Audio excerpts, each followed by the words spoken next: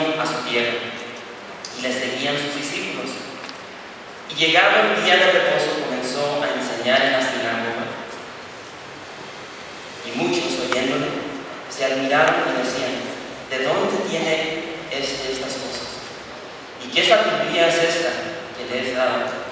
Y estos milagros que por sus manos son hechos. ¿No es este el carpintero, hijo de María, hermano de Jacobo, de José, de Judas y de Simón? ¿No están también aquí con nosotros sus hermanos? Y se escandalizaban de él. Mas Jesús les decía: no hay profeta sin honra sino en su propia tierra y entre sus parientes y en su casa. Y no pudo hacer allí ningún milagro salvo que sanó a unos pocos enfermos poniendo sobre ellos las manos. Y estaba asombrado de la incredulidad de ellos y recorría las aldeas de alrededor enseñando.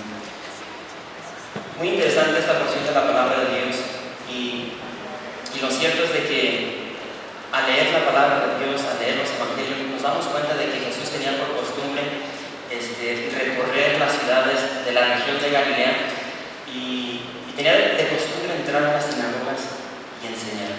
Para los que estuvieron ahí con nosotros en el mes de mayo en Israel, tuvimos el privilegio de entrar a esta sinagoga en la ciudad de Nazaret. Aquí vemos de que Marcos nos indica de que llegó, o que regresó a su tierra, regresó a la ciudad de Nazaret. En sí, en Lucas, ahí se nos dice de que él tenía la costumbre de entrar a los días de reposo y compartir en la sinagoga. Entonces, en base a esos seis versos, hay dos cosas que el Señor me resaltó, dos enseñanzas que quiero que veamos juntos en esta noche. Y la primera es de que al inicio de esta porción veo cómo Jesús caminaba en gracia. Y es el primer punto que quiero que veamos, cómo Jesús caminaba en gracia. Entonces quiero que Jesús quiere que sus hijos caminemos en gracia. El segundo punto que yo veo aquí es de que Jesús no quiere que nosotros caminemos en incredulidad. Entonces, obviamente creo que todos sabemos lo que es gracia, de que Dios nos da lo que no merecemos. Entonces, primeramente Marcos aquí nos describe de que Jesús regresó a Nazaret. Si regresamos al Evangelio de Lucas, ahí nos dice que regresó a su tierra, regresó al lugar donde él vivió su infancia, donde vivió la vida de niño. Y aquí, repito, Jesús nos modela cómo tú y yo debemos caminar en esa gracia. Curioso porque si tomamos todo el contexto de la palabra de Dios, podemos retroceder un año anteriormente y bueno, antes de retroceder tenemos que entender de que Jesús sabía lo que le esperaba al llegar a la ciudad de Nazaret.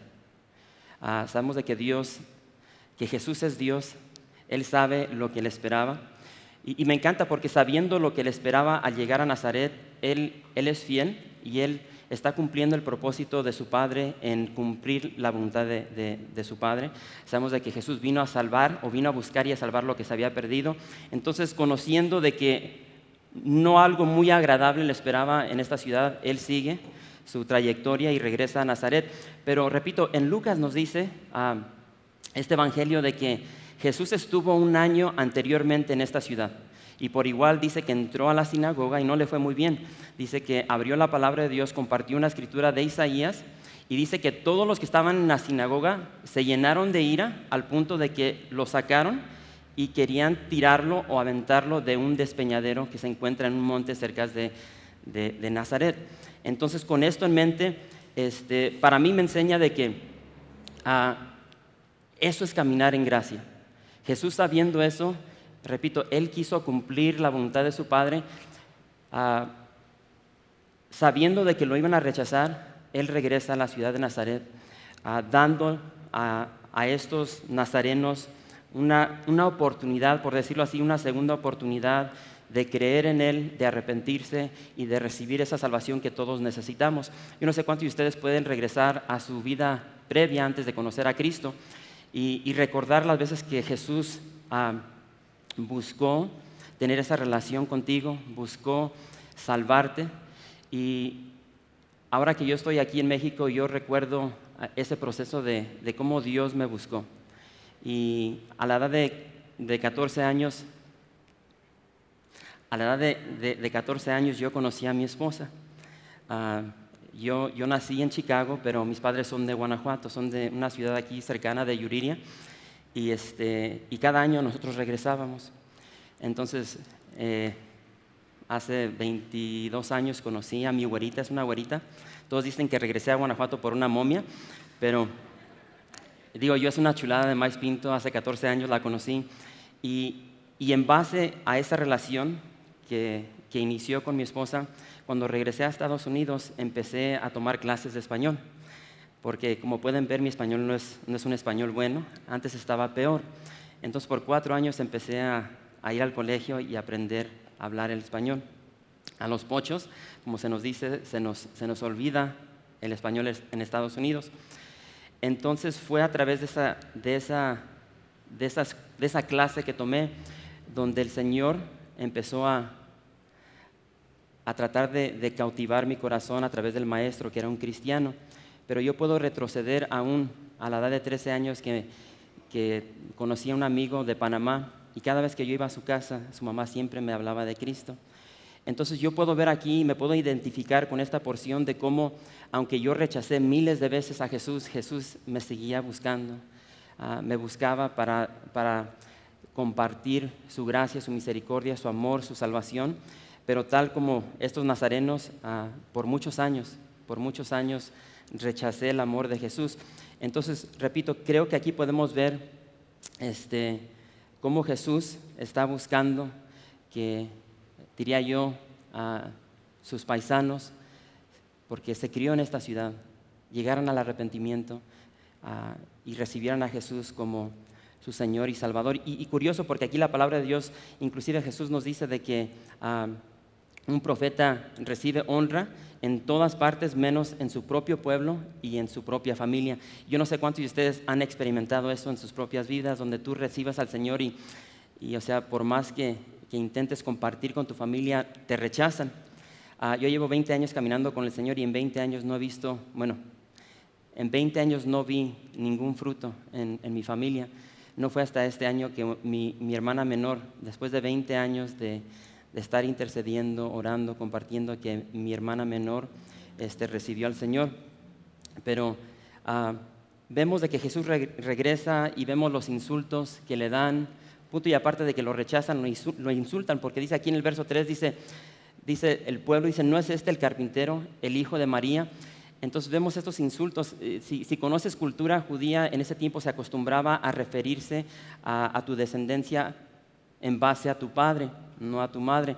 Entonces vemos de que lo están rechazando, se están mofando de él, lo insultan, pero Jesús sigue fiel. Él está buscando alcanzar los corazones de estos nazarenos, pero dice en el verso 5 que no pudo hacer allí ningún milagro, salvo que sanó a unos pocos enfermos. Entonces, por igual en el verso 6 se nos dice que Jesús estaba asombrado de esta incredulidad de ellos. Hermanos, la expectativa de este pueblo fue limitada. Fue limitada por su incredulidad, por su falta de fe, por su infidelidad, al punto que dice aquí Marcos dice que Jesús estaba asombrado. Jesús estaba maravillado, estaba admirado. Ahora, se supone de que estos nazarenos conocían a Jesús. Lo conocieron desde chico, conocieron su ministerio. Aquí se nos dice que los rumores que estaban corriendo por todo Galilea habían llegado a sus oídos. Obviamente no los habían visto por su incredulidad, pero habían escuchado de los milagros que él hacía, de la sabiduría que salía de su boca. Estaban muy familiarizados con lo que Jesús decía y hacía, pero ese conocimiento, repito, no los llevó al arrepentimiento. Y bien se ha dicho que la familiaridad cría el desdén, o cría diría yo, esa indiferencia en el corazón del ser humano. Y por cierto, hay 2 ocasiones en los evangelios donde se nos dice que Jesús fue asombrado. En esta ocasión, y la otra es en la vida de un gentil, donde un centurión romano, en base a su fe, dice que Jesús quedó asombrado. Una fe que no había visto en todo Israel. Pero por igual, hermanos, creo que hay un contraste aquí en el capítulo 6 con el capítulo 5. Muy interesante. Creo que ya estudiaron el capítulo 5, pero regresando aquí, si tú ves lo que Jesús hace aquí en este capítulo 5, por ejemplo, con la hija de Jairo. Aquí tienes a Jairo que busca, literalmente busca desesperadamente a Jesús al punto donde llega a su presencia y le está rogando. Le ruega a Jesús por su hija que estaba enferma. Él está buscando un milagro de parte de Jesús y repito, en base a lo que él había escuchado que Jesús había hecho. Y entonces me fascina porque este hombre Jairo está buscando encontrar algo en Jesús. Y enseguida, en ese encuentro que Jesús tiene con Jairo, dice que se añade a la historia una mujer que tenía flujo de sangre por 12 años. Entonces, esta mujer por 12 años padeció de esta enfermedad y me encanta porque, fíjate lo que dice en el verso 27 del capítulo 5. Dice el verso 26 de Marcos, capítulo 5, dice, y había sufrido mucho de muchos médicos y gastado todo lo que tenía y nada había aprovechado, antes le iba peor. Cuando oyó hablar de Jesús, vino por detrás de entre la multitud y tocó su manto, porque decía, si tocare tan solamente su manto, seré salva. Y esto me encanta. Si tocare tan solamente su manto, seré salva. Y es en ese momento donde llegan las noticias a Jairo y le dicen, ya no molestes al maestro, tu hija ha muerto. Y de ahí salen esas palabras de ternura, de compasión, que buscaban darle, impartirle fe a este hombre. Y le dice a Jairo, no temas, cree solamente. No temas, cree solamente. Familia, nunca seamos como los de Nazaret. No lleguemos al punto que estamos tan familiarizados con Jesús que ya no esperamos grandes cosas de Él. Y si llevas tiempo caminando con Jesús, creo que todos pasamos por esa etapa, donde llegas a un punto donde conoces tanto de Jesús, crees que estás tan familiarizado con Él, donde simplemente llegas a la iglesia por llegar, se hace una tradición, una costumbre, y no llegas con una expectativa de ver el poder, la gloria del Señor. Entonces, dos cosas que yo puedo ver aquí, ya mencioné las dos. Primero, de que caminemos en gracia. Todos aquí, si conocemos a Jesús, hemos recibido la gracia, hemos merecido lo que no merecemos de parte de Dios. Y segundo, oremos que no caigamos en el pecado, diría yo, más viejo, que es la incredulidad. La incredulidad la podemos regresar hasta Génesis y ahí podemos ver la incredulidad en Eva, de cómo le creyó más al diablo en vez de Satanás. Entonces, creo que este pecado lo tenemos que evitar en sí. Recordemos que fue ese pecado de incredulidad que trajo muerte a la humanidad, fue ese pecado de la incredulidad que mantuvo al pueblo de Israel por 40 años en el desierto. Y diría yo que es el pecado que más abunda en las personas que están en el infierno. Entonces yo no sé cuál sea tu situación, no sé lo que estás viviendo en tu vida, en tu familia, en tu matrimonio. Puede ser de que tú has padecido ya por 12 años con algo en tu vida, en tu matrimonio, en tu familia, y ya llegaste al punto donde ya no esperas absolutamente nada concerniente diría yo, a un milagro. Puede ser de que, algo te sucedió el día de hoy.